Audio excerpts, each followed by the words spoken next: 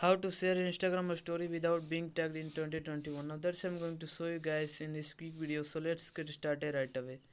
Now the very first thing you have to do is you have to screenshot of a story that you want to, so that a screenshot a post. So what you have to do is you have to a screenshot a post. Let's see, I screenshot this post, and then what you have to do, you have to click on the add button, and then you have to go to the story of a story tab, and then you can, in the gallery, you can choose this photo.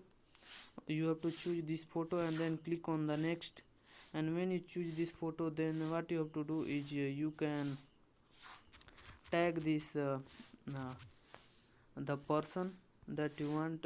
If you want, you can tag this person, and tag the person that you are a screenshot, and then taking his post. And then what you have to do is you have to simply, you can also crop this photo in your gallery, and then you can save it, that it will not show up that it is earlier shared in the story, and it is not your photo. So you can do this, and after that what you have to do is, so that's basic, and so that's basically it. And then you can click on the send to, and then you can click on the share to a story, and then you have to click on the done.